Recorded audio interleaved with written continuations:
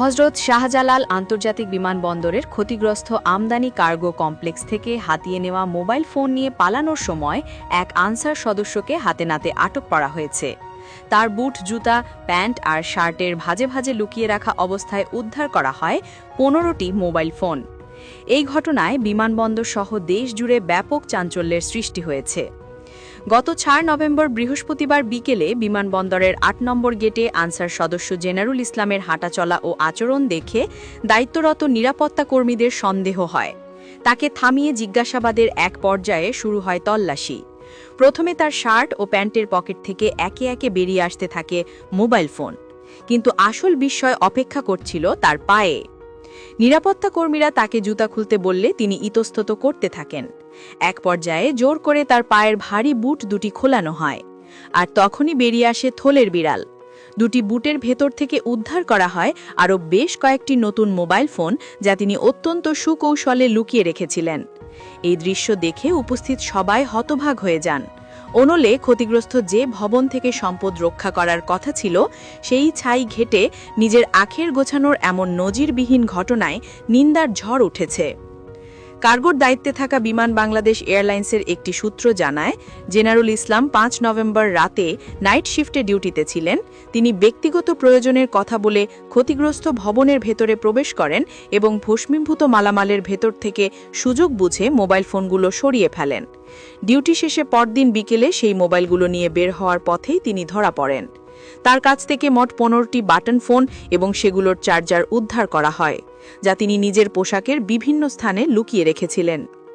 এই ন্যাক্কারজনক ঘটনার খবর ছড়িয়ে পড়ার সঙ্গে সঙ্গে কঠোর অবস্থানে যায় বাংলাদেশ আনসার ও গ্রাম প্রতিরক্ষা বাহিনী।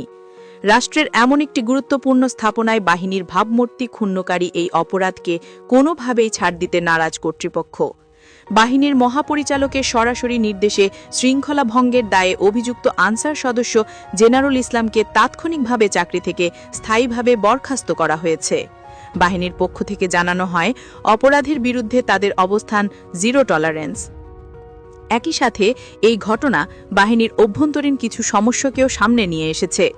বাহিনীর পক্ষ থেকে পাঠানো এক বিবৃতিতে বলা হয়, লোভের বশীভূত হয়ে জেনারুল ইসলাম এই অনৈতিক কাজে লিপ্ত হন।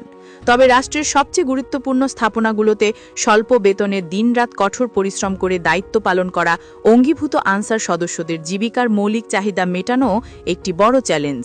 এটি তাদের মনস্তাত্ত্বিক স্বাস্থ্যের উপর প্রভাব ফেলে।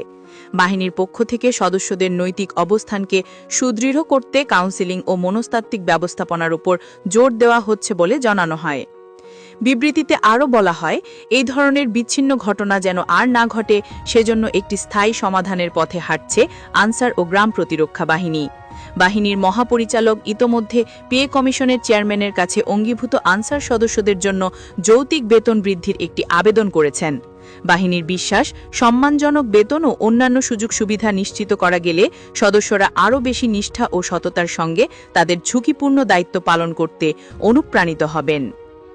আনসার ও গ্রাম প্রতিরক্ষা বাহিনী দীর্ঘকাল ধরে দেশের বিভিন্ন গুরুত্বপূর্ণ স্থাপনা ও কেপিআই এলাকায় দক্ষতা ও পেশাদারিত্বের সঙ্গে দায়িত্ব পালন করে আসছে। জেনারুল ইসলামের মতো সদস্যের বিচ্ছিন্ন একটি অপরাধের দ্রুততম শাস্তির মধ্য দিয়ে বাহিনী একটি কঠোর বার্তা দিয়েছে।